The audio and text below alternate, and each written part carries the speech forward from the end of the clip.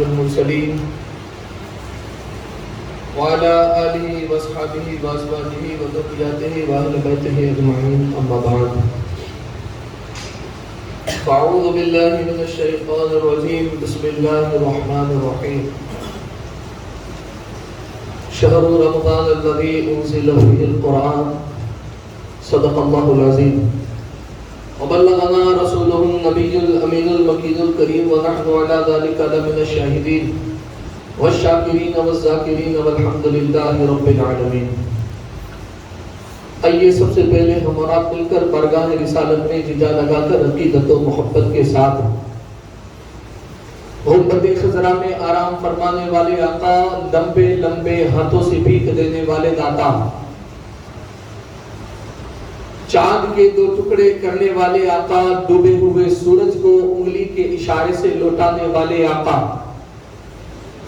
ابو جہل کی بند مٹھی میں کنکریوں کو کلمہ پڑھوانے والے آقا، حضور رحمت عالم نور مجسم فخری آدم و بنی آدم جناب پاک احمد مجتبی محمد عربی ارواحنا فدا صلی اللہ تعالی علیہ وآلہ وسلم کی بارگاہ مقدسہ میں جھوم جھوم کر آواز بلند درود پاک کی ڈالیاں نچھاور کرے اور پڑھے اللہم صلی علی سیدنا محمد وعلی آل سیدنا محمد وصحابہ وبارک وسلم صلاۃ و سلام علیک یا رسول اللہ صلی اللہ تعالی علیہ وسلم.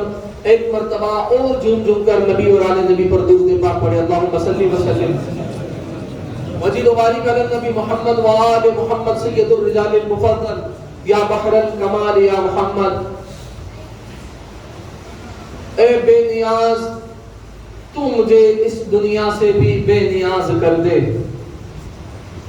اے بے نیاز تو مجھے اس دنیا سے بے نیاز کر دے. کچھ کر یا نہ کر لیکن در مصطفیٰ پہ مجھے پرواز کر دے. کچھ کر یا نہ کر لیکن در مصطفیٰ پر مجھے پرواز کر دے. دے دے صدقہ اس خالی دامن میں بطول کا میرے مولا. دے دے صدقہ اس خالی دامن میں بطول کا میرے مولا.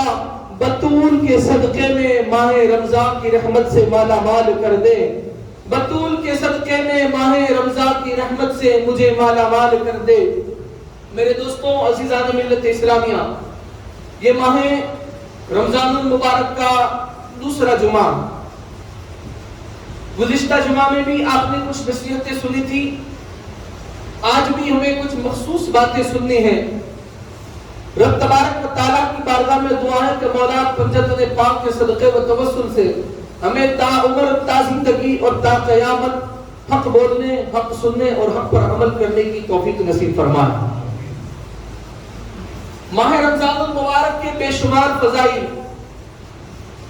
کہیں کہیں اس کے متعلق اللہ رب العزت نے اپنے کلام میں بھی فرمایا اور کئی بے شمار مقامات کے اوپر رسول اللہ صلی اللہ تعالی علیہ وسلم نے اپنے زبان مبارک سے حدیث پاک میں بھی اس ماہ مبارک کا ذکر فرمایا. ماہ رمضان ہے کیا؟ بندوں کو مخصوص ماہ رمضان کیوں دیا گیا؟ کیوں کہ حدیث پاک میں ہے کہ اللہ کے رسول صلی اللہ علیہ وسلم نے فرمایا کہ شعبان رجب اللہ کا مہینہ، شعبان رسول اللہ کا مہینہ اور رمضان میری امت کا مہینہ. یہ حضور علیہ السلام کا فرمان. تو رمضان کو امت کا مہینہ کیوں قرار دیا گیا؟ مخصوص رمضان کو امت کا مہینہ کیوں قرار دیا گیا؟ آپ غور طلب اس بات پر اپنی فکر کریں کہ رمضان کو امت کا مہینہ مخصوص کیوں اس لیے کہا گیا. اس لیے کہ دنیا میں ہر کوئی آیا ہے گنہگار ہے اور ہر کوئی اپنی زبان سے کہتا ہے کہ ارے یار ہم تو بڑے گنہگار ہیں، ہم تو بڑے گنہگار ہیں، ہم تو بڑے گنہگار. اس میں کوئی شک نہیں. یہ اپنے آپ کو گناہگار کہنا یہ ہے کہ بندے کی خاکساری انکساری اس کی تقوی داری ہے کہ بندہ نیک ہوتے ہوئے بھی اپنے آپ کو گنہگار سمجھے اور گنہگار کہے. اور لوگوں کے درمیان اپنے آپ کو گنہگار پیش کرے، گنہگار پیش کرے، اپنے آپ کو گنہگار پیش کرے۔ ایک یہ تقویٰ ہے، یہ پرہیزگاری ہے کہ بندہ اپنے آپ کو گنہگار کرے، اور دوسرا یہ ہے کہ بندہ اپنے آپ کو گنہگار ہوتے ہوئے بھی گنہگار ہی کہے۔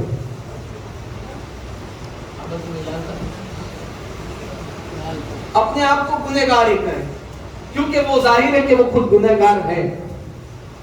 جب تقویٰ والا پرہیزگار بندہ اپنے آپ کو گنہگار کہے تو سمجھ میں آتا ہے کہ یہ اس کی انکساری ہے، خاکساری ہے کہ وہ اپنے آپ کو گنہگار کہہ رہا ہے، کیونکہ یہ اس کی انکساری کا معاملہ ہے۔ لیکن ایک گنہگار تو سوال ہی نہیں ہے۔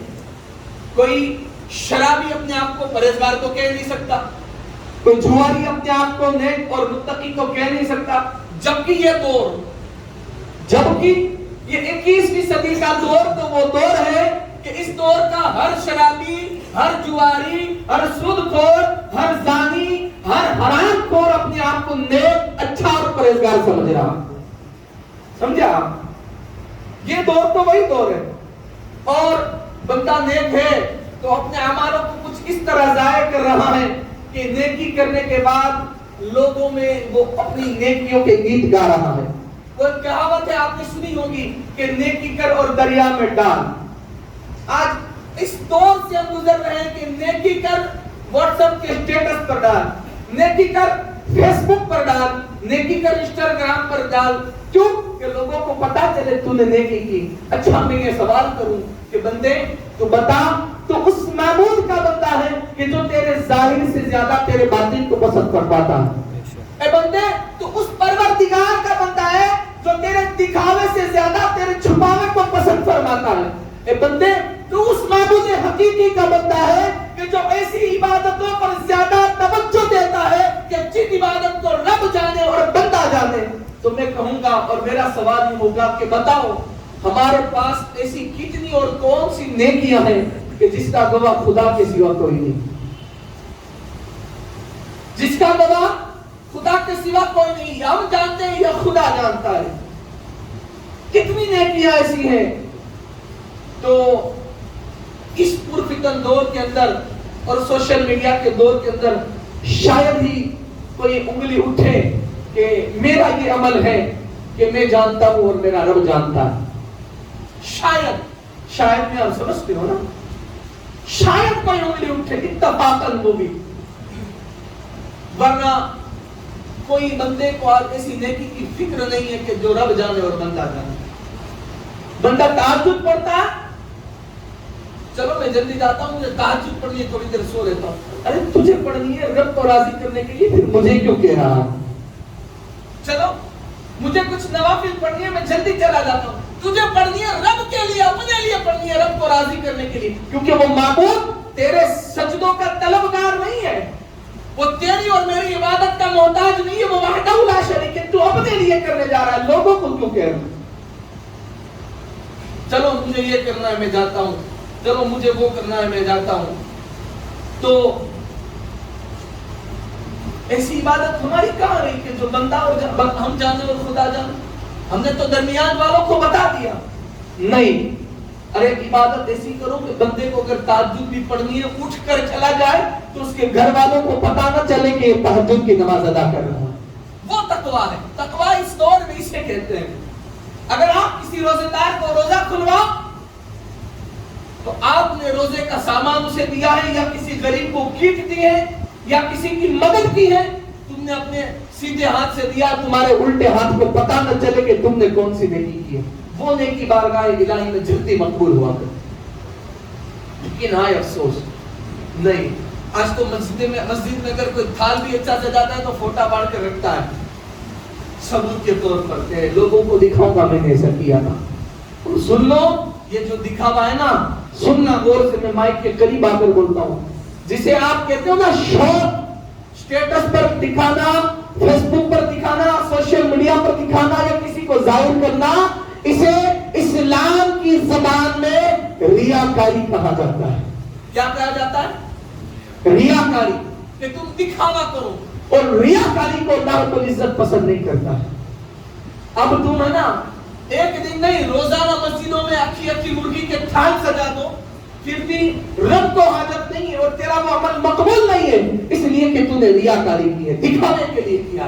اور جو کام دکھانے کے لیے کیا جائے اس کا اجر پھر حشر میں نہیں ملتا, وہ دنیا تک محدود رہ جاتا ہے جسے وہ جیسا وہ چاہتا ہے.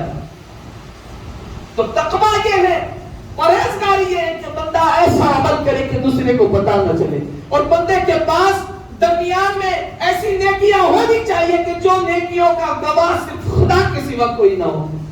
ورنہ پھر جو دکھاوے والی نیکی ہے وہ وہی کہاوت ہے کہ نیکی کر اور دریا میں ڈال. ماہ رمضان کو امت کا خاص مہینہ کس لیے کہا گیا؟ بات یہ تھی ہر چیز کی ایک زکات ہے, اور زکات کہتے ہیں میل کو. اسے کہتے ہیں میل کو, جانتے ہو نا آپ, میل کو زکات کہتے ہیں. جیسے مال پر زکات ہے کہ بندہ اس دور میں مسئلہ سن لے کہ 40,000 سے زیادہ یعنی 33,854 روپے 52.5 تولہ چاندی کا حساب ہوتا ہے. 33,852 روپیہ. تو اس سے زیادہ جس بندے کے پاس مال ہو اور اس پر سال گزر گیا ہو, 1 برس, تو اس بندے پر زکات دینا فرض ہے. کیا ہے؟ واجب, سنت, نوافل نہیں, فرض ہے. اور یہ اسلام کے رکن میں سے ایک رکن ہے, فرض ہے بندے پر, کیونکہ وہ مال کی زکات ہے. جیسے اسی طرح 1 لاکھ پر 2500 روپیہ زکات ہے. اور زکات بھی یہ نہیں کہ آپ اپنے دوست کو دے دے, نہیں, حقدار کو ڈھونڈ کر دے کہ آپ کے جو نکلا ہوا زکات ہے, آپ کا جو مال سے نکلی ہوئی زکات ہے, اس کا حقدار کون ہے. حقدار میں دیکھیں کہ پہلے رشتہ داروں میں, اپنے پڑوسیوں میں تلاش کریں, قریب کے رشتہ داروں میں. اچھا, بیٹا اولاد کو, ماں باپ کو زکات نہیں دے سکتا, ماں باپ اولاد کو زکات نہیں دے سکتے, مطلب جن سے اتنا قریب رشتہ ہو اسے زکات نہیں ہے. انہیں تو ہمارے مال کے حصے دار کہا جائے گا, ان کو للہ دیا. زکات کسی بھی سید کو نہیں دی جا سکتی, چاہے وہ کیسی بھی مجبوری میں ہو, کیسی بھی مجبوری میں ہو, کسی بھی کام کے لیے آیا ہو, سید کو زکات دینا حرام حرام اور حرام ہے. اور اگر کوئی بندہ جانتے ہوئے کہ یہ سید ہے پھر بھی زکات دے تو اس کی زکات ادا نہ ہوگی. تو ان کو بھی زکات نہیں دی جا سکتی. تو زکات کے حقدار تمہارے قربا رشتہ دار, قریبی رشتہ دار ہیں پہلے, جس کے پاس مکان نہ ہو, سمجھا, جن کے پاس گھر کا مکان نہ ہو, یا پھر مکان ہو تو وہ اتنا قرض میں ہو کہ اس سے زیادہ اس پر قرض ہے, وہ زکات کا حقدار. اللہ ماشاءاللہ بلڈنگ کھڑی کر رہا ہے یا کھڑی کیے ہوئے ہے تو اس کو زکات دو, تو وہ مقصد نہیں ہے, وہ حقدار نہیں ہے. ارے حقدار تو وہ ہے کہ جس دسترخوان پر جب باپ اپنے بیٹوں کے سامنے افطاری کے لیے بیٹھتا ہے تو اپنی اولاد سے نگاہ نظر نہیں ملا پاتا ہو, شرم کے معنی کہ اس کے پاس اتنا مال نہیں ہے کہ وہ اپنی اولاد کو اچھی طرح افطار کرا سکے, وہ زکات کا حقدار ہے. اور زکات کے لیے یہ فرض نہیں ہے. لوگ یہ سمجھتے زکات سے ہو, نہیں, زکات کے لیے کہنا ضرور نہیں کہ یہ زکات ہے. کسی خوددار انسان کو حقیقت میں وہ غریب ہے اور مال وہ زکات کا حقدار ہے تو آپ اسے ایسے ہی دے دے بنا کچھ کہے, کیونکہ تمہارے ہر عمل کا دار و مدار رسول اللہ صلی اللہ تعالی علیہ وسلم نے حدیث پاک میں فرمایا, اٹھاؤ بخاری اور پہلی حدیث پڑھو, انما الاعمال بالنیات, کہ بندے کے سارے عمل کا دار و مدار اس کی نیت پر ہے. اور نیت یہ نہیں ہے کہ نیت کری میں بے رکعت نماز جمعہ نہیں, واسطے اللہ تعالیٰ نے مڈو مارو کعبہ شریف طرف پاچھا امام نے اللہ ہو, نہیں. نیت یہ ہے کہ تمہارا دل سے جو ارادہ ہو کہ مجھے آج یوم جمعہ ادا کرنی ہے, نماز جمعہ کی نماز ادا کرنی ہے. اگر تم زبان سے نہ بھی بولے, پیچھے اس امام کے کہہ کر اللہ اکبر کہہ دیا, تمہاری نماز ہو جائے گی, کیونکہ عمل تمہاری نیت کا عمل کا دار و مدار تمہاری نیت پر ہے. اور نیت دل کے ارادے کا نام ہے. کوئی یہ ارادہ کرے کہ میں اس کا وہ پورا کروں گا تو یہ اس کی نیت ہے, یہ اس کی نیت ہے. تو اس کے عمل کا دار و مدار نیت پر ہے. کوئی اس لیے 50,000 دے کہ میں بھلا شخص کو 50,000 میرا دوست دے دیتا ہوں, اس سے مجھے اور فائدہ ہوگا, اس کے دھندے میں ایسے پارٹنرشپ کر دوں گا, تو اسے وہ دوست کو 50,000 مدد کرنے کا ثواب نہیں ملے گا. کیونکہ وہ لینے والا نہیں جانتا ہے، بیٹھنے والا سننے والا نہیں جانتا ہے، لیکن وہ وحدہ لا شریک جو تیرے عمل میں نیکیاں اور گناہ لکھوا رہا ہے، وہ تیری ہر عمل کو، ہر شعور کو، ہر خیال کو، ہر سوچ کو، ہر وچار کو، ہر زبان کو، ہر ارادے کو اور ہر نیت کو وہ جانتا ہے، وہ ہر نیت کو جانتا ہے۔ تو جیسے مال کی زکوٰۃ ہے تو اس میں سے کچھ رقم نکالی جائے، اسی طرح انسان کے جسم کی زکوٰۃ روزہ ہے۔ کیا ہے؟ پورا سال کرتے رہے اور تندرست ہوتے رہے نا، تو پھر رمضان میں یہ روزہ رکھنا، اللہ کی رضا کے لیے بھوکا رہنا کچھ دیر، چند گھنٹے، 15-16 جو بھی روزے کا وقت ہے، وہ جسم کی زکوٰۃ ہے۔ اور یاد رکھو، جیسے اللہ کے رسول صلی اللہ علیہ وسلم نے فرمایا، حدیث پاک کا مفہوم ہے کہ جو مال زیادہ بارش تیزی کی بنا پر اور جو مال بالکل دشکار کے بنا پر ہلاک ہو جاتا ہے، اس کی وجہ ہے کہ رسول اللہ صلی اللہ علیہ وسلم فرماتے ہیں کہ وہ اپنے مال سے زکوٰۃ ادا نہیں کرتے۔ سن لینا، وہ اپنے مال سے زکوٰۃ ادا نہیں کرتے، ان کا مال فنا ہو جاتا ہے، ہلاک ہو جاتا ہے۔ اسی طرح انسان کہتا ہے نا میں اس میں مبتلا ہو گیا، اس میں مبتلا ہو گیا، ہاں جس کو پر تکلیف آنا رب کی ایک نعمت ہے، بندے کے گناہ معاف ہوتے ہیں، لیکن میرا خیال میں آپ کو یہ بھی بتا رہا ہوں کہ جب انسان اپنے جسم کی بھی زکوٰۃ ادا نہ کرے تو وہ مال میلا رہتا ہے نا۔ جیسے مال بظاہری روپے کا اگر زکوٰۃ ادا کیا جائے تو وہ مال پاک ہو جاتا ہے، اسی طرح بندہ اپنے رب کی رضا کے لیے رمضان کے روزے رکھے، اپنے جسم کو بھوکا اور پیاسا رکھے، تو اس کا جسم بھی گناہوں سے پاک ہوا جایا کرتا ہے، اس کا جسم بھی گناہوں سے پاک ہو جاتا ہے۔ لیکن ہائے افسوس، آج ہمارے پاس عذر ہے۔ کیا عذر ہے معلوم ہے؟ کہ جو شریعت نیچے قبول نہیں کرتی، ہمارے آنکھوں دی دھندے پورا مانو تو روزہ نہ تھی، آنکھوں دی مجھے یہ کام کرنا ہے اس لیے میں روزہ نہیں رکھتا ہوں، مجھے وہ کام کرنا ہے اس لیے میں روزہ نہیں رکھتا ہوں۔ میں کہتا ہوں ٹھیک ہے، مسجد کا امام بھی مان جائے گا، آنے والے مقتدی اور دوست رشتہ دار بھی مان جائے کہ تو اس وجہ سے روزہ نہیں رکھتا ہے، لیکن مصطفیٰ نے جو شریعت بتائی ہے وہ شریعت نہیں مانتی ہے کہ تیرا یہ عذر چلے گا شریعت میں۔ اور ایک روزہ نہ رکھنے والے کو انشاءاللہ، یہ حدیث پاک کے بولنے میں کوئی شک نہیں ہے، کوئی شک نہیں، ایک روزہ جان بوجھ کر چھوڑنے والے کو ہر بالغ مرد اور عورت کو 9 لاکھ سال تک، 9 لاکھ برس، 9 لاکھ سال تک دوزخ کی آگ میں جلنا پڑے گا۔ اور تصور کر لینا ہے کہ یہ آگ جس میں آگ جلنے پر تکلیف ہوتی ہے وہ 70,000 مرتبہ رحمت کے پانی سے دھوئی اور وہ بنا رحمت کے دھوئی۔ اب برداشت آپ کے جسم میں کتنی قوت ہے وہ آپ کو نچوڑ نکالنا ہے، آپ کو وہ کام کرنا ہے کہ آپ کتنا برداشت کر سکو۔ اور مخصوصیت رمضان کے خصوصیات جو اللہ کے رسول صلی اللہ علیہ وسلم نے امت کو 5 خصوصیات عطا فرمائی، میں 5 نہیں پوری بیان کروں گا، لیکن اس میں سے آخری خصوصیات، لاسٹ خصوصیات ایک بتا دوں کہ 5ویں خصوصیات یہ ہے کہ اشرائے جو جہنم سے آزادی کا اشرا ہے، کہ رمضان کی 3 اشرے، 1 سے 10 روزہ 10 دن کا اشرا جو ہے وہ دعا رحمت کا اشرا ہے، پھر 10 سے 20 کا اشرا ہے وہ مغفرت کا اشرا ہے، اور پھر آخر 20 سے 30 کا جو اشرا ہے وہ جہنم سے آزادی کا اشرا ہے، تاکہ بندہ جب پورے روزے جسم کے ساتھ پورے روزے ماں کے کرتا ہے تو اللہ اسے دوزخ سے آزادی کا پروانہ عطا کر دیتا ہے۔ کب؟ آخری روزے میں، آخری روزے میں بندہ اللہ رب العزت اسے دوزخ سے آزادی کا پروانہ عطا کرتا ہے۔ صحابہ نے عرض کی یا رسول اللہ صلی اللہ علیہ وسلم، تو کیا وہ رات لیلۃ القدر کی رات ہے؟ کیا وہ شب قدر ہے؟ اللہ کے رسول صلی اللہ علیہ وسلم نے فرمایا نہیں۔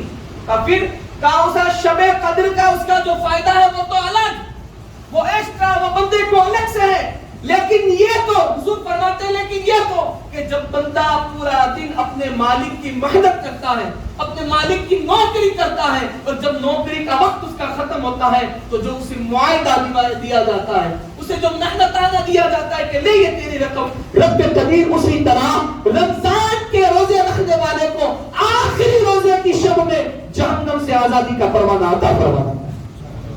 یعنی شب قدر کی رحمتیں، برکتیں، وسعتیں وہ تو الگ ہیں، اس کے علاوہ یہ جب وہ رب اتنا کریم ہے تو ہمارے اعمال کیسے ہونے چاہیے؟ اور رمضان کا مطلب میں نے گزشتہ جمعہ میں بھی کہا تھا، رات بھر بیٹھنا جاگنا موبائلوں میں رہنا نہیں. رمضان کا روزے کا مطلب تمہارے اندر تقویٰ پرہیزگاری. اگر تمہیں یہ فیل نہیں ہوتا کہ میں نیک عمل کروں روزہ رہنے کے باوجود، تو سمجھ لینا تمہارا وہ روزہ بیکار ہے. جیسے حدیث پاک کا مفہوم ہے، حضرت ابو ہریرہ رضی اللہ تعالیٰ عنہ بیان کرتے ہیں کہ 3 چیزیں جو اللہ کے رسول صلی اللہ علیہ وسلم نے سابقہ پچھلی تمام امتوں سے 3 خصوصیات اللہ رب العزت نے میری امت کو عطا فرمائی. 3 خصوصیات. اس میں سے ایک تو یہ فرمایا کہ ایک خصوصیات تو یہ کہ ہماری صفوں کو اللہ نے فرشتوں کی صفوں کے جیسا کہا. فرشتوں کی صفوں کے جیسا کہا. دوسری خصوصیات یہ کہ اللہ نے میری امت کے لیے پوری روئے زمین کو مسجد قرار دیا. اور تیسری خصوصیات یہ کہ اور اس کی مٹی کو میرے امتیوں کے لیے پانی نہ ملے تو پائی سے طہارت قرار دیا. یعنی کہ اگر بندے کے پاس وضو یا غسل کا سامان نہیں ہے اور پانی نہیں ہے کہیں، تو زمین پر ہاتھ مارے تیمم کر لے، وہ پاک ہو جائے گا، اس کی نمازیں ہو جائے گی. تو یہ مخصوصیات ہمیں عطا فرمائے. لیکن ہاں افسوس، ہم میں اگر یہ چیزوں کا روزہ رکھنے کے باوجود پرہیزگاری کا شوق پیدا نہیں ہوتا ہے، ہمارا دل اس طرف مائل نہیں ہوتا ہے، تو اللہ کے رسول نے فرمایا کہ بندہ اگر ایسے عملوں کی طرف ہے کہ اپنے روزے کے درمیان جھوٹ بولنا اور برے اعمال سے پرہیز نہیں کرتا ہے، تو حضور فرماتے ہیں کہ کوئی حاجت نہیں ہے کہ وہ بندہ اپنے آپ کے لیے کھانا پینا ترک کرے. اللہ کو اس کی حاجت نہیں ہے کہ ہم بھوکے اور پیاسے ہیں. روزے کا مطلب ہے کہ بندہ عبادت گزار بنتا ہے، پرہیزگار بنتا ہے، قرآن کی تلاوت زیادہ کرے، نوافل میں مشغول رہے، بارگاہ مصطفیٰ صلی اللہ علیہ وسلم میں، حضور کی بارگاہ میں، آپ کی آل کی بارگاہ میں درود و سلام کا ہدیہ پیش کرے. بندہ جتنا نیک تھا اس سے زیادہ نیک بننے لگے، پرہیزگار زیادہ ہو جائے تو سمجھو کہ اس کا روزہ رب کی بارگاہ میں مقبول ہے. لیکن آج ایسا نظر نہیں آتا. ابھی جمعہ کے بعد اب مسجد کا جائزہ لینا، کتنے لوگ قرآن پڑھنے کے لیے بیٹھے ہیں، تسبیح پڑھنے کے لیے بیٹھے ہیں، اور پھر گھروں پر جا کر جائزہ لینا کہ اللہ ماشاءاللہ موبائلوں میں اور پتھریوں میں، اور کچھ لوگ دسترخوان پر بیٹھے ہیں. آئے افسوس اس امت پر کہ جس کو اللہ نے بخشش کے لیے بار بار موقع دیا، پھر بھی وہ بخشش کو طلب نہ کر سکی. اللہ رب العزت کی بارگاہ میں دعا ہے کہ میرا مولا مجھے کہنے سے زیادہ، آپ کو سننے سے زیادہ عمل کی توفیق نصیب فرمائے. ماہ رمضان کی رحمت، مغفرت اور دوزخ سے آزادی کی برکت اللہ مجھے آپ سب کو نصیب فرمائے.